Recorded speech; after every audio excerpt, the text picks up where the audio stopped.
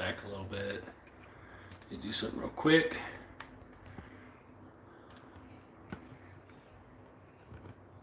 No, don't do that. Sorry, guys. All right, now we're under control. And let's get the computer together so I can see the comments. All right. It's pretty bright.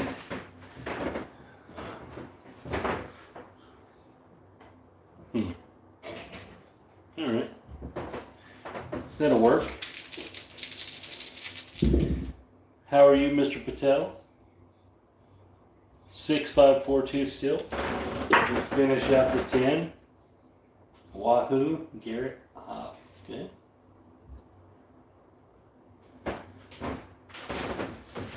Here we go. First shot is a 6. We like that. Yeah. Remember, dice control is specific to the player, not specific to the game of craps. So, you know, every player can shoot the same set and get a lot of different results. Here we go.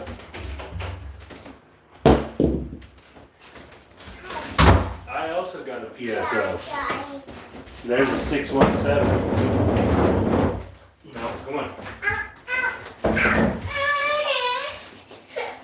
My son wants to be in the video, but he cannot.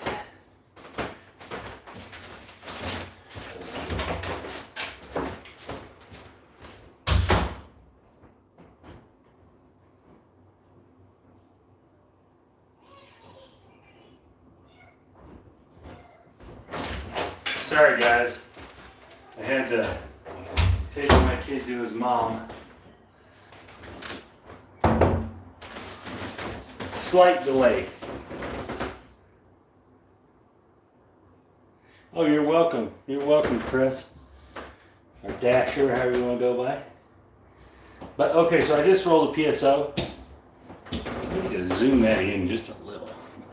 I'll probably mess up here. Yep. So it happens when you won't use the cameras that you purchased for this because your phone is easier. So this is what I've done is I won't use the cameras that I actually purchased cameras to do this filming. Let's see if I just get this a little closer, it'll help. See the dice better is the problem. But because it's very easy to upload from the phone, I just always use my phone. Alright. Again, remember, PSO shouldn't bother you. You should be playing strategy. Unless you're just a pure light side guy, it shouldn't affect you all that much. There's a 639.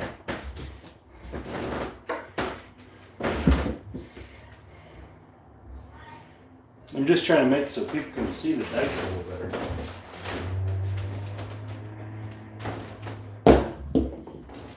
$415, okay. Come back here. 6542.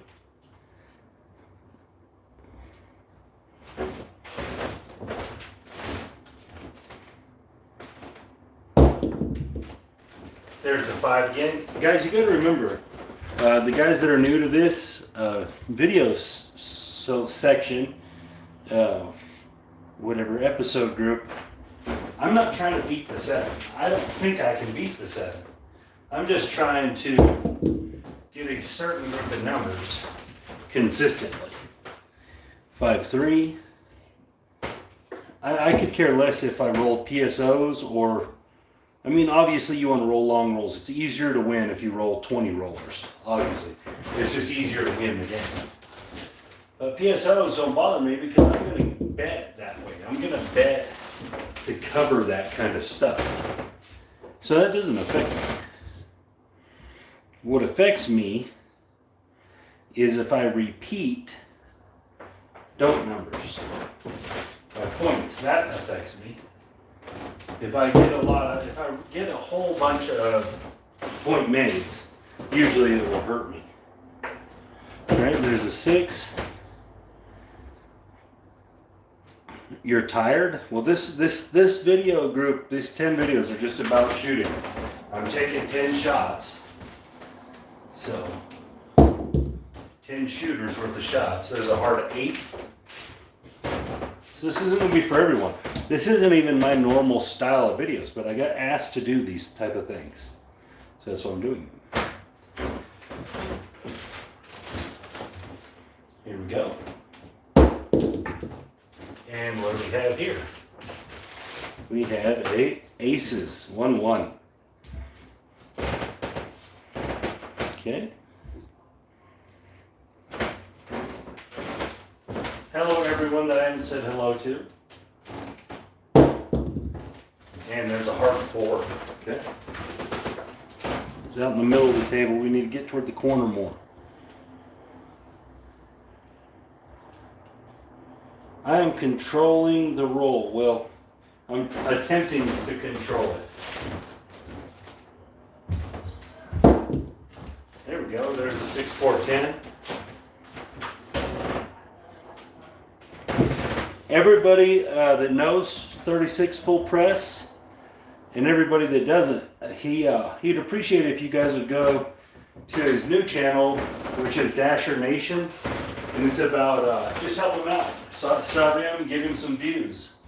So he needs the community to come through for him, like he did for us. There's aces. He did for a ton of us. He came through for a lot of us when he was really making a lot of videos on 36 full press. So it's time to repay that favor, guys. Go sub him, give him some views. It's Dasher Nation. Press, if you're still on here, go on and put your thing in the comments for people to go check out. I'd appreciate it if you guys would do this. I know when I had to restart my YouTube channel, he helped me out a lot. And there's the 437. He jumped right in there and got everyone to know that I was back in. I was back in the YouTube world, and he helped me get it going again really fast. I mean, he did it right away. So let's do the same for him. Let's get him going again. I get, you know, whether you care about DoorDash or you don't, it's a thing we do for our people. So if you guys don't mind, I know it's Dasher Nation, just like it shows right there in the comments. If you guys don't mind, look him up, give him a sub. I'd appreciate it. I know he would. Coming out, we got an 11.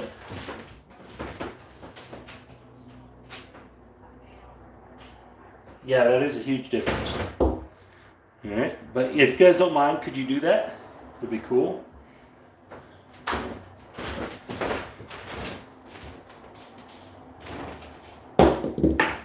And we got an 8. It's a new point, 5-3-8. Shots looking pretty regular today. Not terrible, not perfect.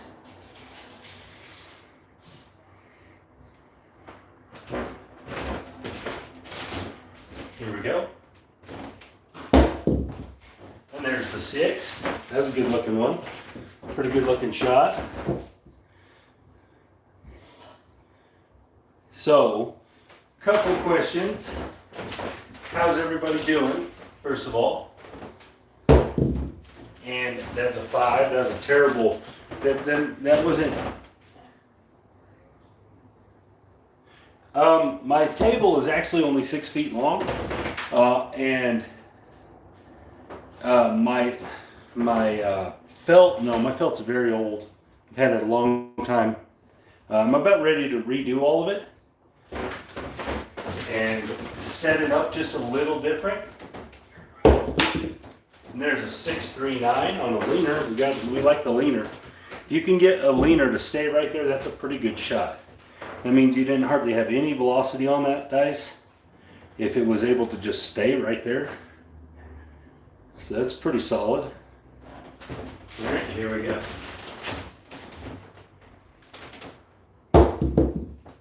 There's a 4.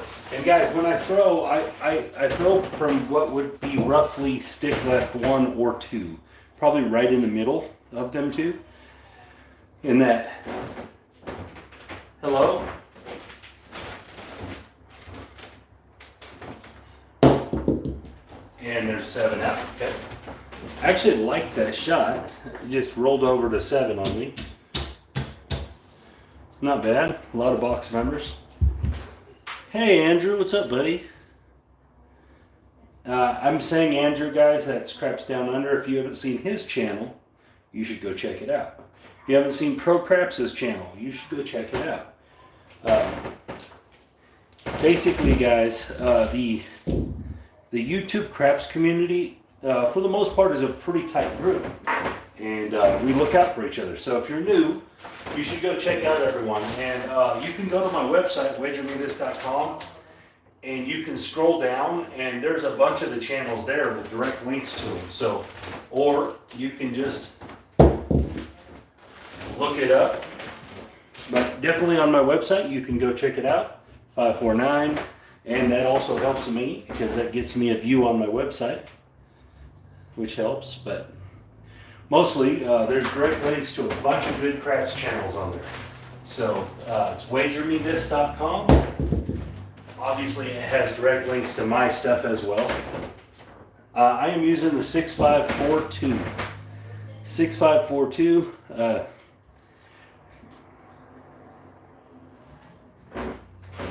And yeah, Andrew, happy birthday. That's what everyone's wishing. Happy birthday, I believe. That was a terrible shot, guys. That was miserable. That was so hard. What happens? You get a 7 out of it.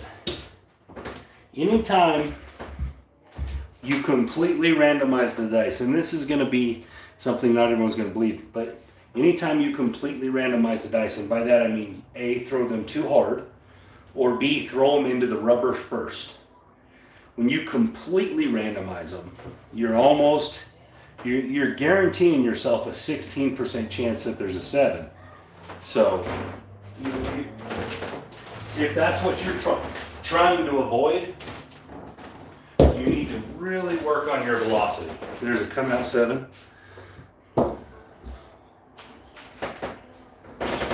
That's nice. That's awesome, Magic.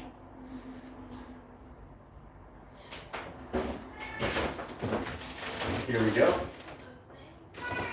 And there's a 6. Okay.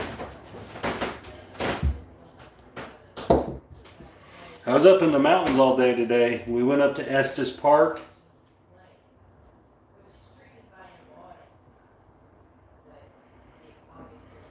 Not everyone can do it like our friend Andrew. It must be terrible living in Australia.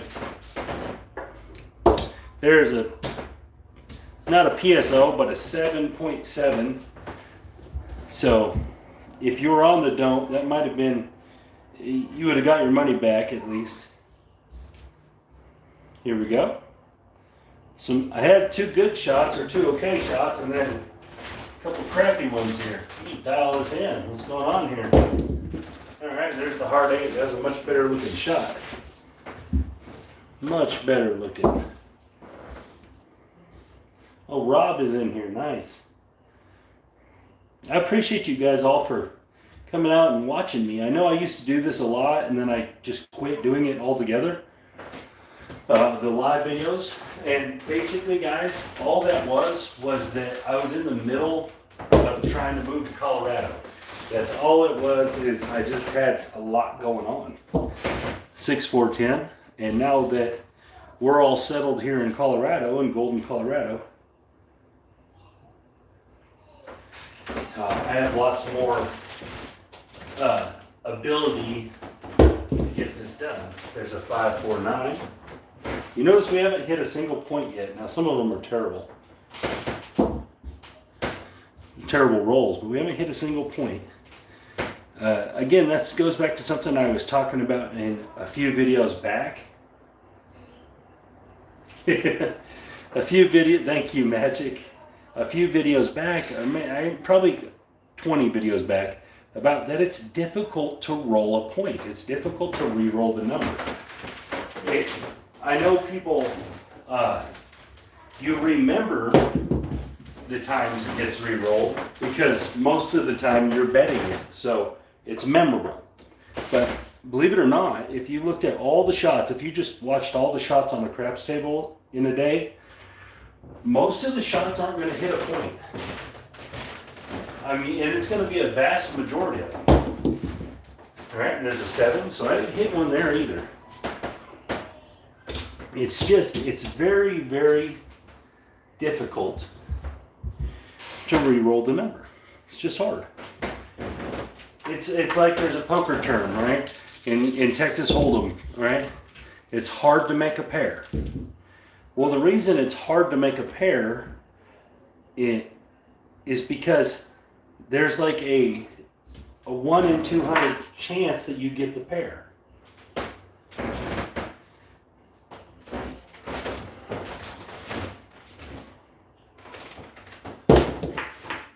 And there's a come out 7, okay.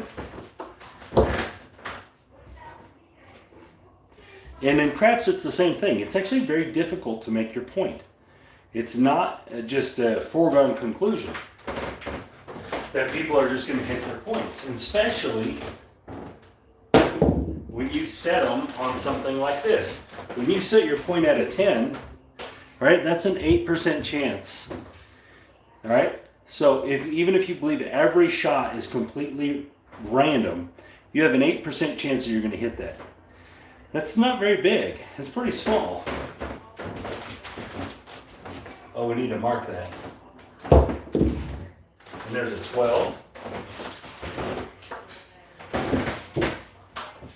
It's just, and that's something you should be keeping in mind at the table, especially when you're playing on someone else's shot, that most likely, guys, they're not going to roll the point. Like, the huge majority of the time, they're not going to. So that's something to keep in mind. There's a 3-2-5. Like, I mean, it's almost worth betting against. The problem is every so often you'll get that person that hits 3 or 4 of them, or 5 of them. And all of us have been there. We've either seen it or done it. But also all of us have been there where you had a 10, 12 roller and never hit your point. So it's just, there's a 3-1-4. It's just something that you should be keeping in mind. When you see that 6 or 8 pop out there on the point, and you're ready to jump out there with all those odds, remember, like Andrew said right there, only 23% of them are going to make it.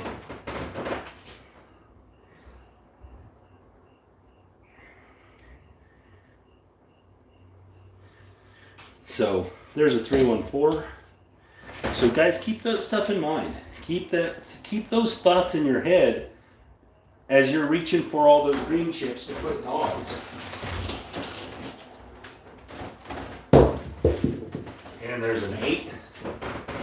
And I mean, I know a lot of people, especially light side players, are usually heavy odds players. Guys, I am not a heavy odds player at all. Light or dark. I don't like to play very much odds because I look at it in this fashion. There's a 5-2-7. I hit the rubber first, so I definitely should have got that. It's an okay roll though. So what ends up happening is I would much rather, if I'm willing to go $10, that's pretty good. But so if I'm willing to put $10 and then 50 behind it, why wouldn't I just place it for 60? You see what I'm saying? Why, if I'm willing to do that, why wait an extra, have to do it twice? Why have to hit the number twice? Why not just place it and only have to hit it once? So you're not gaining anything because you're losing that whole roll. And I know the stigma behind odds is it's the best bet in the casino. All right, 325. That's all you hear. Best bet in the casino, because it's no house edge, no house edge. Well, that's BS, guys. That's crap, because you have to have a flat bet to play it. So it's not the best bet in the casino.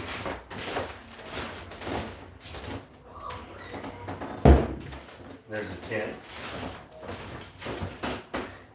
There's all kinds of stuff. That's casino talk, where they're telling you that. Best bet in the casino, put odds. It's just not. It's not true.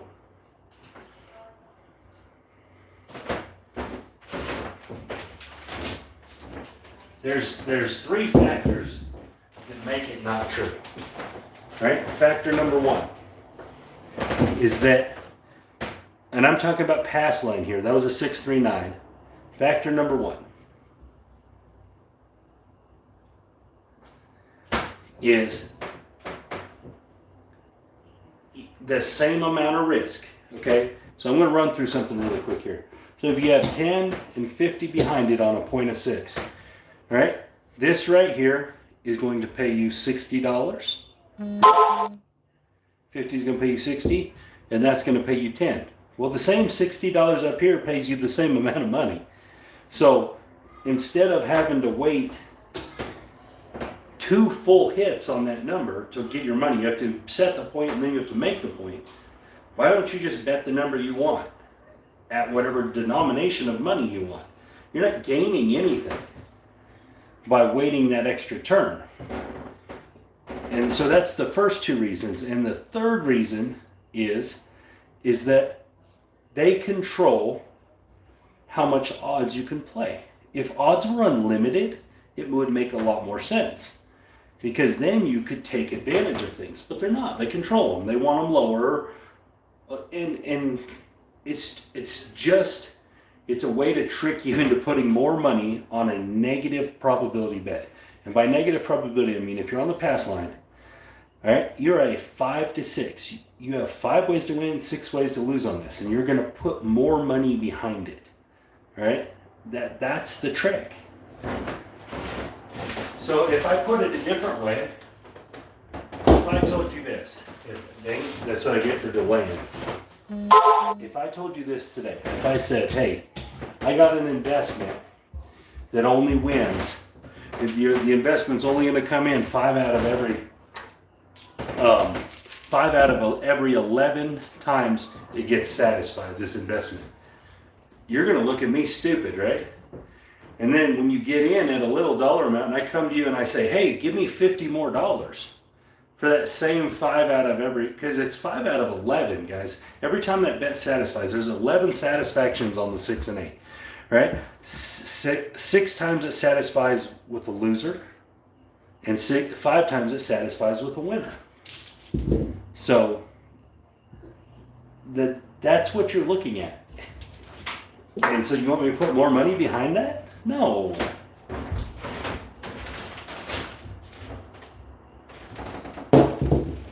There's a come out 7. And guys, I don't even think it's the dealers. Most of the dealers don't even realize what they're saying when they say that, because that's what they get taught. They get taught that it's the best bet in the casino. Right? Believe it or not, guys, the best bet in the casino is probably playing baccarat on a no commission table, because it's as coin flippy as it gets. All right? It's just as coin flip as it gets when you play baccarat. And there's 5. Oh, that's my first point.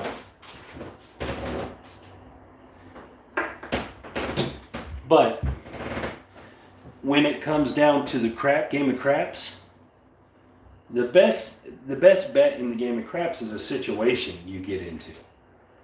So it's when you play the don't and you end up on a 4 or a 10. That's the best situation you can be in, because you're a 2-to-1 favorite on a 1-to-1 bet. All right? There's no other game that ends up letting you have that. Sure, baccarat's great. That's why all the big, huge gamblers, they all play Baccarat, guys. All the biggest gamblers, they're all back players because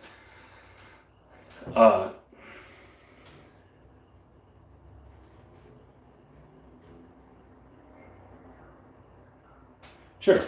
Because essentially you're a coin flip.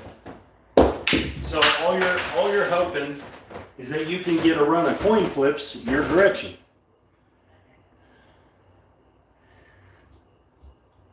That's all you're hoping is you get a run of coin flips that go your direction.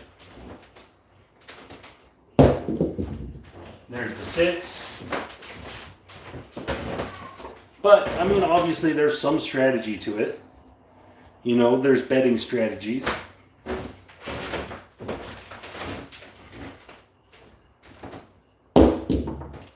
Oh, and there's my 7. I'm not rolling very long rolls today at all, am I, guys? They're pretty short. I've only made 1 point. I'm not all that disappointed with it. I think the roll selection itself, sure, Baccarat's definitely satisfies quick. You know, them hands fly through there. I like it too. I've never really put very much effort and time into it. There's a 7 when you come up.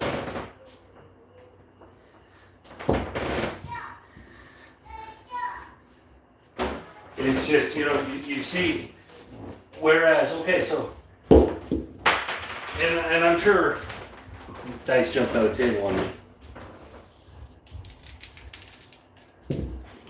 And I'm sure Andrew will help me with the math on this, but when you're comparing, so I think it's straight up blackjack or whatever is like there's aces, is like the best you can do is like 51%, right?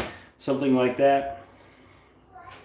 Like in the very best situation you ever get at in blackjack is 51% or something like that. And that's like a perfect deck in your favor. Well, see, Baccarat, you never have to worry about that because the idea of the game is you're just trying to get, there's a 4, 2, 6, guys. No, you're just trying to get closest to 8 or whatever, or 9 or whatever it is. So, unlike blackjack where you have these decisions, when you see a dealer card that's face up and you make these bad decisions based on that. Sure. And you have these bad decisions, but you also have to make a lot of decisions yourself in blackjack. There's an 11, and you have to make the correct ones. Because if you're showing 15 in your hand, and that dealer's got a 7, you know, are you going to hit or are you going to stay? You know, if he's got a 6, there's a lot of different decisions to make, and there's my 7 out there.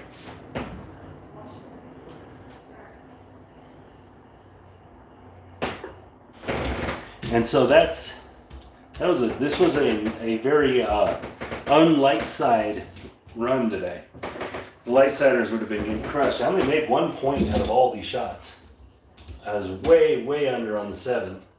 So there's 2, 3, 4, 5, 6, 7, 8, 9, 10, 11, 12, 13, 14, 15, 16, 17, 18, 19, 20, 21, 22, 23, 24, 25, 26, 27, 28, 29, 30, 31, 32, 33, 34, 35, 36, 37, 38, 39, 40, 41, 42, 43, 44, 45, 46, 47, 48, 49, 50, 51, 52, 53, 54, 55, 56, 57. That's 57.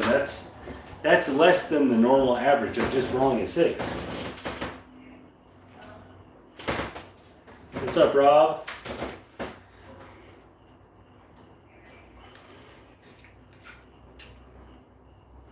So, the don't player would have just been in heaven today.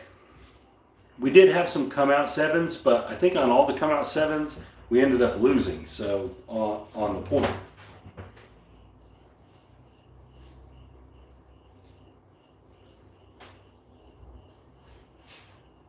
That's awesome, man. That's awesome, Bogies. But anyway, so this was a very minimally minimal amount of rolls in a 10-shot section. Very minimal. Very minimal.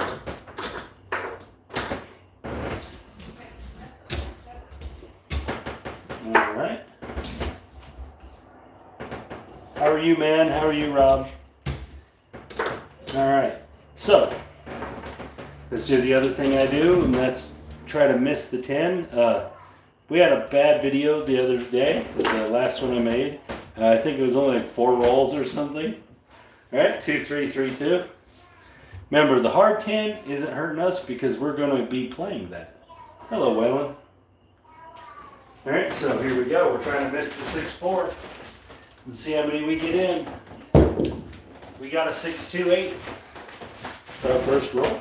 6, 2, 8. All right, 3, 2, 2, 3. This is my other part of dice control, where I think dice can. So everyone that doesn't know, I'm going to go through this again. I think dice control basically has 2 things that it can accomplish. First thing is it gives you a group of numbers that you get more often than others. Not necessarily dodges the 7. I don't think it dodges the 7 at all.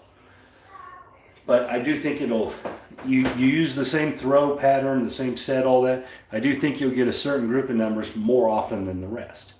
And the second thing I think dice control can be used for is to dodge some of these numbers, right? You can create a throw where you get a far less than average amount of, let's say, 10s. And that's what I'm doing here. All right, so that's what I think dice control can accomplish. I don't think it helps you with the 7. I don't think it does it all. Yes, people call them signature numbers or power numbers. There's a 516. And that's not new to me. I mean, that's not like something I made up. There's a lot of people out there that teach dice control 628 that definitely have put that out way before me. But I'm just telling you what I think. Here we go. And there's aces. What is the no 10 set? I shoot the 2, 3, 3, 2, and this does put a hard 10 on your dice. But if you're playing the no 10, if you're laying the 10, you should be playing the hard 10. So that shouldn't hurt you. That should be a winner. All right, so all I'm trying to really dodge is the 6-4. That's what my goal is, to not hit the 6-4. All right, there's a 7. 7's fine, because you should be winning on that with that lay bet. All right, here we go. There's a 5-2.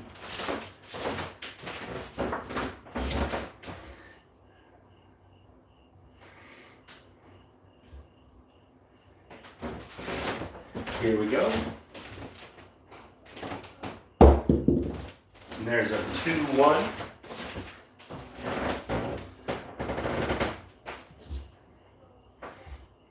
Oops.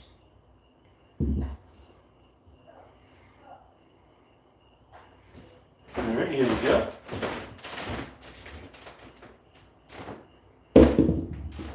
Six, 3. I don't like it when I start seeing 6s. Usually when I start seeing 6s, that means I'm getting close. So I generally will be really thinking about getting out of it.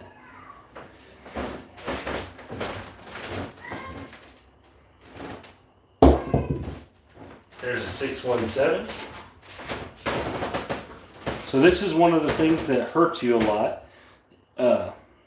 when you're playing this strategy, is if you roll way too many 7s. Here we go. There's a 6, 5-1. It's not hurting you from a money standpoint, but every time you roll, you're one roll closer to rolling that 10. So No, there it is. I think I might have talked that up. I might have talked that one up. So let's see where we got. There's 5, 10, 11th roll. It's not good enough. You really need to be in that 15 range. That's not good enough. But it is what it is.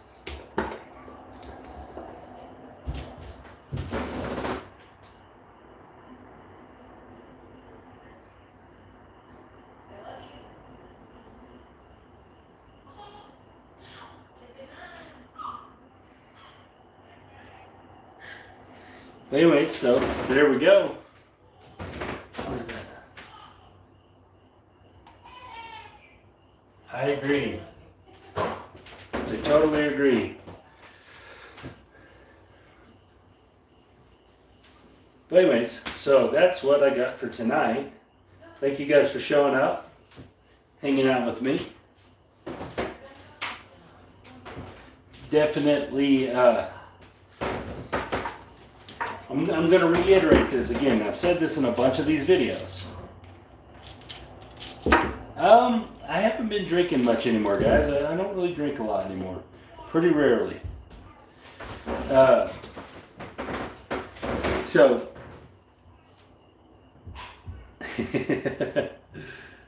here's one of the things is, guys, if you're not going to put tons of effort into dice control, just grab the dice and throw them down the table. Because you know that you know what the percentages are then, right? If you believe in dice control, you believe you're manipulating something, whatever it is you believe you're manipulating. And if you're not practiced at that, then you're probably hurting yourself more than you're helping yourself. Because remember, guys, most of the long rolls that happen are guys that are just grabbing them, or ladies that they're just throwing them down the table. And why is that? Why is that? Because when you do that, there's a 16% chance that a 7 comes. All right? That means that there's an 84% chance that something else comes. So 84% of the time, every 84% of the time that guy, lady just throws them down the table, it's not going to be a 7. All right? So keep that in mind. When it's as random as it gets, they're just throwing them, ripping them down the middle of the table, bouncing them everywhere, all that stuff. That's not bad, guys. That's not a bad thing. You just have to adjust your game to that. Understand that, okay, 16% of the time this is going to come here, so I need to be on a pitch count. I need to be doing these things. I need to be, looking for 2 hits and regress. I need things to lock in profit and then attack. As opposed to, hopefully, if you're a practiced enough dice controller, you can attack from the beginning, get your money early, and then not have to worry about it. Whereas with random, you should be looking to get most of your money out of the hand pretty quick. Probably by the 4th, 5th roll. Right? Because that's just the natural average of it. 1 out of every 6 rolls is going to be a 7 if you looked at 1,000,000 rolls. And this is going to stay true, guys.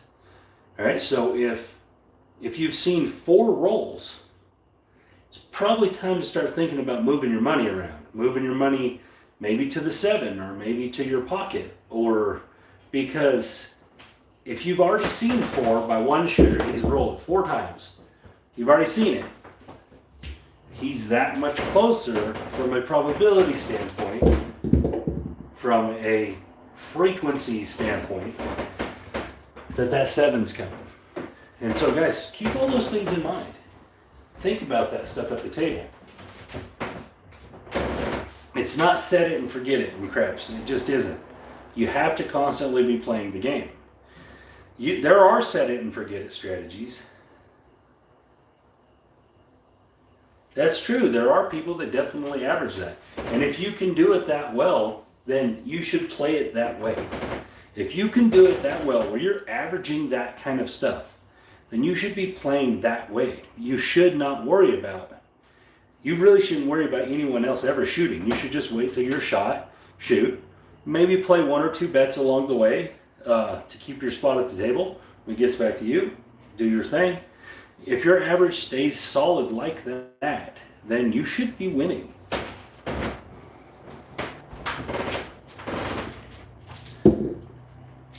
But again, I'm going to reiterate this one more time. There is nothing wrong with what people refer to as random rollers.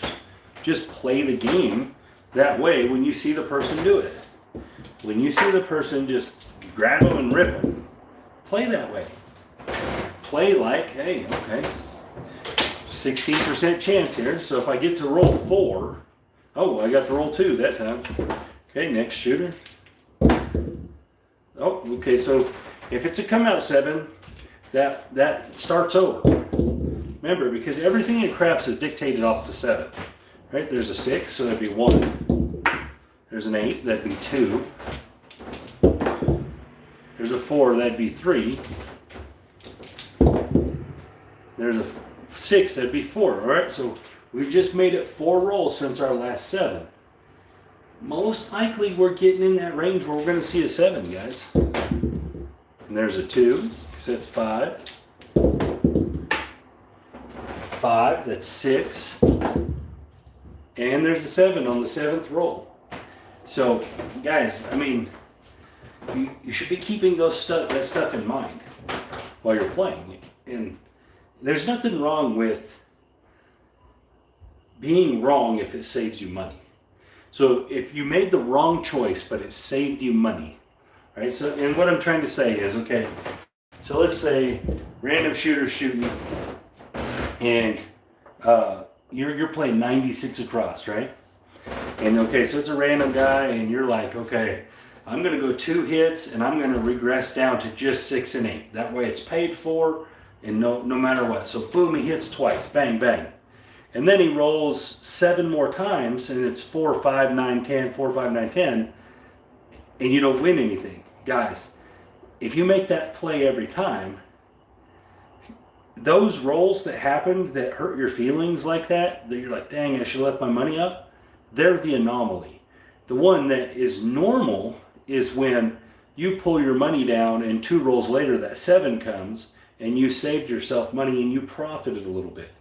And guys, you can believe me or not believe me on this, but you shouldn't play every shooter to the max, all right?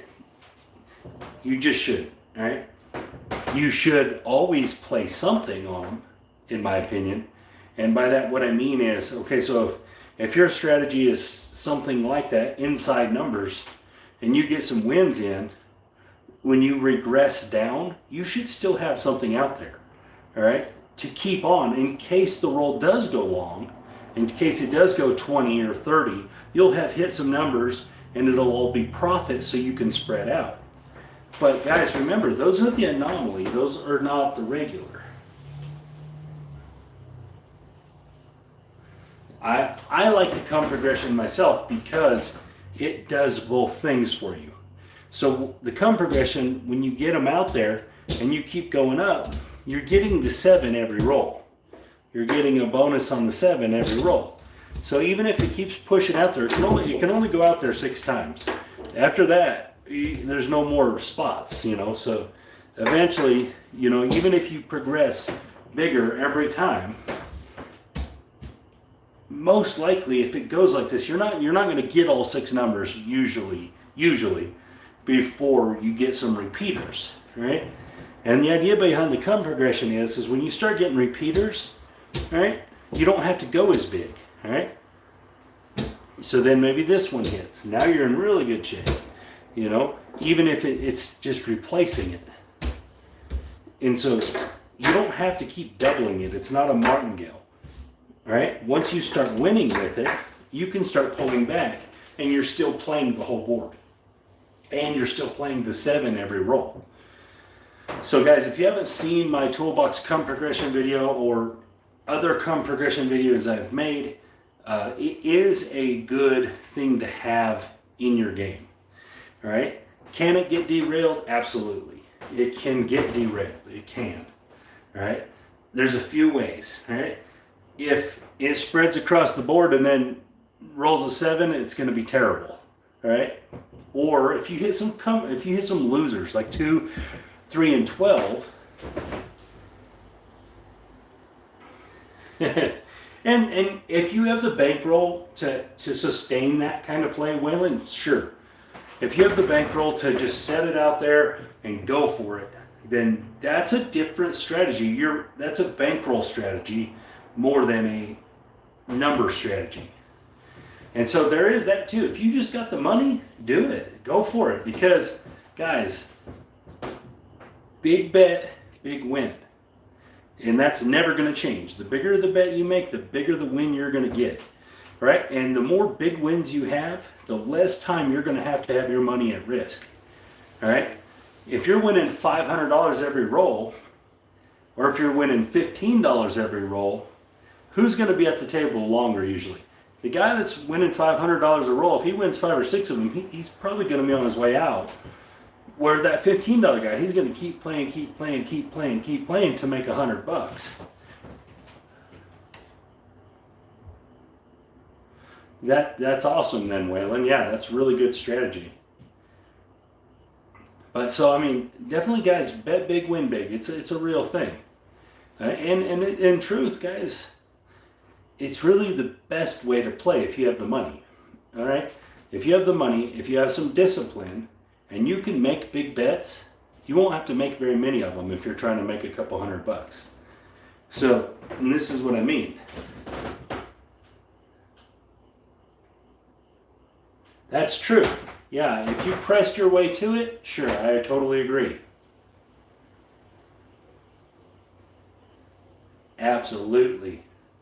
But if you, for example, guys, if you can bet $100 bets across the box numbers, and you're only looking to win to profit 500, so what that would mean is that you'd need, right? So I'm going to say we're betting the 6 and 8 at 90 or 102, whichever one you'd bet it at. But if you bet $100 across, that's essentially $600. So if you could do that, if you had $6,000 and you could do that 10 times, right? And you're only trying to win $500 or $600, there's a good chance that playing a strategy like 2 hits and down, you're going to get there most of the time. I mean, most of the time you're going to get there. And so, guys, and what's the difference there with that or 96 across? With $1,000 trying to make 200. It's a lot harder. It's much harder to do it at 96 across. Because you're not winning $150 a pop or $140 a pop. You're winning $20 a win. And so, again, guys, it's if you can bet bigger, you should. If your bankroll can handle it, you should. You should be betting bigger because you'll have to have less wins to accomplish your goals. The bigger the bet you can make that your bankroll can sustain, don't be a maniac, that your bankroll can sustain, the more likely you are to get there because you're not going to have as many wins. Anyways, guys, that's my rant for tonight.